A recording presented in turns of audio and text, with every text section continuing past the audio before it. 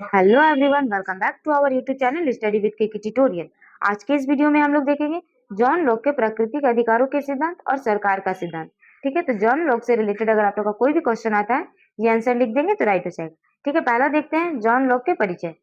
John Locke 1632 से 1704 England के एक बहुत बड़े और मशहूर दार्शनिक थे। राजनीति की दुनिया में उन्हें उदारवाद का जनक कहा जाता है। ठीक है, जिसका मतलब है कि वे इंसानी आजादी के सबसे बड़े समर्थक थे। उन्होंने अपनी एक प्रसिद्ध किताब लिखी थी जिसका नाम था टू ट्रीटिस ऑफ गवर्नमेंट। ठीक है, इस किताब में उन्होंने बताया कि राजनीति का सबसे मुख्य केंद्र इंसान और उसके अधिकार होने चाहिए। ठीक है, तो इस किताब में वे बताए थे कि राजनीति का सबसे मुख्य केंद्र इंसान और उसके अधिकार होने चाहिए, ना कि कोई राजा। ठीक है, लॉक का मानना था कि जब दुनिया में कोई राजा या सरकार नहीं था, तब भी इंसान बहुत शांति और प्यार से मिलजुल कर रहते थे। ठीक है, इस समय को उन्होंने प्राकृतिक व्यवस्था कहा है। उनके अनुसार मनुष्य शुरू से ही एक समझदार और शांति प्रिय प्राणी रहा है। लॉक के इन्हीं सरल और महान विचारों ने आगे चलकर दुनिया में लोकतंत्र की शुरुआत की। ठीक है, तो लॉक के ये सरल और महान विचारों ने आगे चल के दुनिया में लोकतंत्र का शुरुआत करता है। ठीक है, नेक्स्ट देखेंगे जॉन लॉक के प्राकृतिक अधिकारों का सिद्धांत। लॉक की राजनीति का सबसे जरूरी हिस्सा उनका प्राकृतिक अधिकारों का सिद्धांत है। लॉक का साफ कहना है कि ये अधिकार इंसान को किसी समाज, राजा या सरकार ने तोहफे में नहीं दिए हैं। ये अधिकार तो इंसान को भगवान या प्राकृतिक की तरफ से जन्म से ही मिला है। ठीक है, तो इंसान को अधिकार समाज, राजा या सरकार ने नहीं दिए हैं, बल्कि भगवान या प्राकृतिक ने जन्म से ही दिए हैं। ठीक है, जिन्हें जन्मजात अधिकार कहा जाता है। दुनिया की कोई भी ताकत या सरकार इन अधिकारों को इंसान से कभी नहीं छीन सकती है। ठीक है, लॉक ने मुख्य रूप से इंसान के 3 प्राकृतिक अधिकार बनाए हैं: जीने का अधिकार, आजादी का अधिकार और अपनी संपत्ति रखने का अधिकार। ठीक है, पहला है जीने का अधिकार। का मतलब है कि हर इंसान को इस धरती पर जिंदा रहने और अपनी जान बचाने का पूरा हक है। आजादी का अधिकार का मतलब है कि हर इंसान अपनी मर्जी से अपनी जिंदगी जीने के लिए पूरी तरह स्वतंत्र है और कोई भी उसे अपना गुलाम नहीं बना सकता है। ठीक है, संपत्ति का अधिकार, इसके लिए लॉक ने मेहनत के नियम दिए हैं। उनका कहना है कि प्राकृतिक ने जो चीजें सबको मुफ्त में दी हैं, जब कोई इंसान उसमें अपनी शारीरिक मेहनत जोड़ देता है तो वह चीज उसकी अपनी निजी संपत्ति बन जाती है। ठीक है, उदाहरण के लिए पेड़ पर लगा फल सबका है, लेकिन जब कोई उसे अपनी मेहनत से तोड़ता है तो वह उसका हो जाता है। ठीक है, लोग इन तीनों अधिकार, जीवन, आजादी और संपत्ति को एक साथ मिलाकर केवल संपत्ति का नाम देते हैं। ठीक है, तो जॉन लॉक ये तीनों अधिकारों को एक साथ मिलाकर केवल संपत्ति का नाम देते हैं और मानते हैं कि इंसान की तरक्की के लिए ये तीनों अधिकार बहुत जरूरी है। ठीक है, नेक्स्ट है जॉन लॉक के सरकार का सिद्धांत। लॉक के सरकार बनाने का विचार उनके सामाजिक समझौते से आता है। राजा या सरकार के आने से पहले का समय वैसे तो बहुत अच्छा था, लेकिन फिर भी उसमें 3 बड़े व्यवहारिक कमियां थी। पहला कमी यह थी कि वहां कोई लिखे हुए साफ कानून नहीं थे। दूसरा कमी यह थी कि लोग के आपसी झगड़े को सुलझाने के लिए कोई निष्पक्ष जज या अदालत नहीं थी। ठीक है, तीसरा कमी यह थी कि सही फैसले को लागू करने और दोषी को सजा देने वाली कोई पुलिस या केंद्रीय ताकत नहीं थी। कमियों को दूर करने के लिए और अपने अधिकारों को और ज्यादा सुरक्षित बनाने के लिए समाज के सभी लोगों ने आपस में मिलकर एक सामाजिक समझौता किया। इस समझौते में एक सीमित सरकार का जन्म हुआ। ठीक है, और इस समझौते से एक सीमित सरकार का जन्म होता है। यहाँ सबसे जरूरी बात यह थी कि जनता ने सरकार को अपने अधिकार नहीं सौंपे थे, बल्कि सरकार को सिर्फ 3 सीमित कानून दिए गए थे। तीन सिर्फ काम दिए गए थे। ठीक है, सिर्फ 3 काम दिए गए थे। पहला था केंद्रीय कायदे कानून बनाना, सच्चा न्याय करना और कानून तोड़ने वालों को सजा देना। ठीक है, इस तरह लोग एक ऐसी सरकार का ढांचा तैयार करते हैं जो अपनी मनमानी नहीं कर सकता, बल्कि कानून से बंधी होती है और हमेशा जनता के प्रति जवाबदेही होती है। ठीक है, तो वे एक ऐसा सरकार बनाते हैं जो कानून से बंधी होती है। ठीक है, नेक्स्ट देखेंगे निष्कर्ष।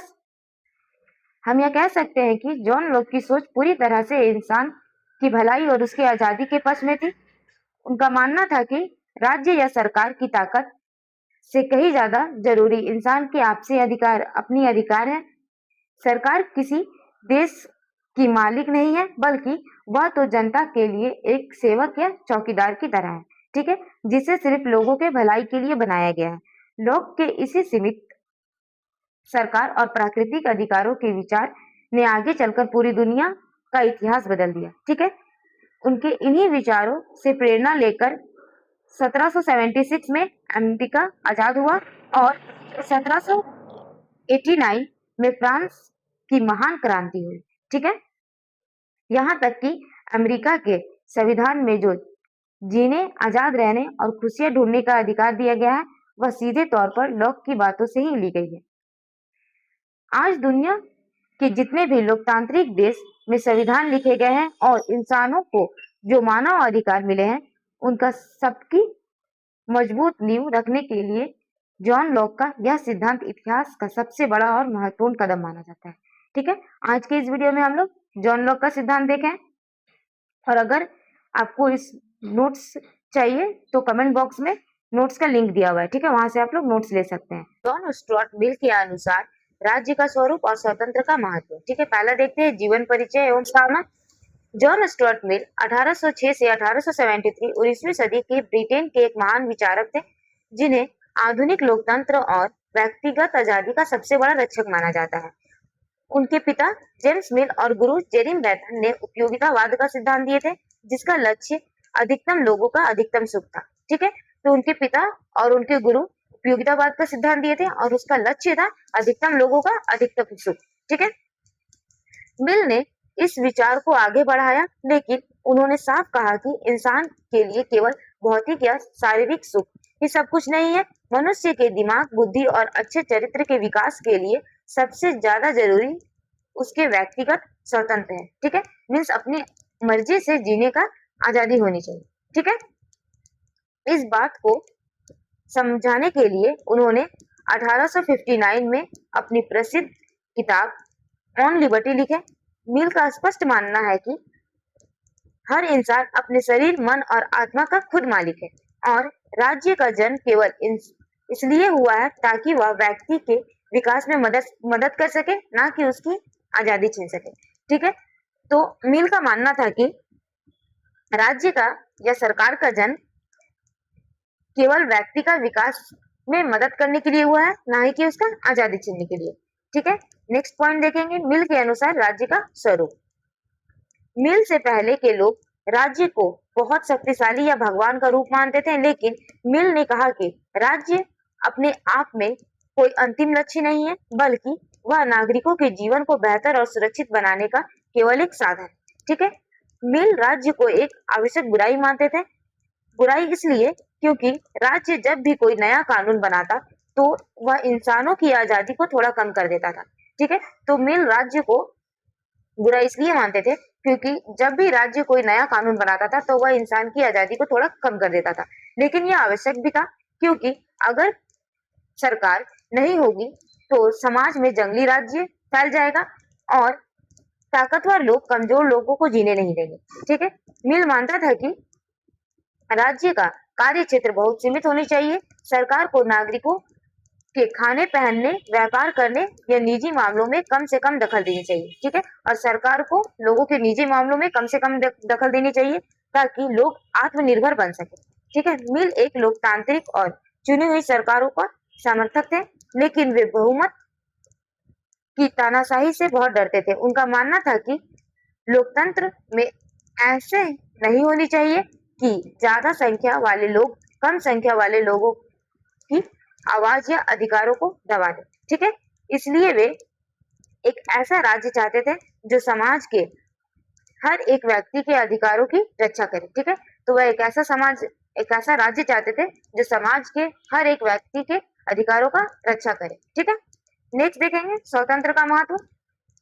मिल के विचारों का सबसे मुख्य बिंदु स्वतंत्र है। उनका मानना था कि हर इंसान अपने शरीर, मन और दिमाग का खुद मालिक है। उन्होंने स्वतंत्र को दो भागों में बांटा है। पहला, विचार और अभिव्यक्ति की स्वतंत्र, जिसके तहत हर व्यक्ति को अपने बात रखने और सोचने की पूरी आजादी होनी चाहिए, ठीक है। मिल कहते हैं कि किसी के भी विचार को दबाना नहीं चाहिए, क्योंकि कल का गलत गलत विचार भविष्य का सच साबित हो सकता है। ठीक है।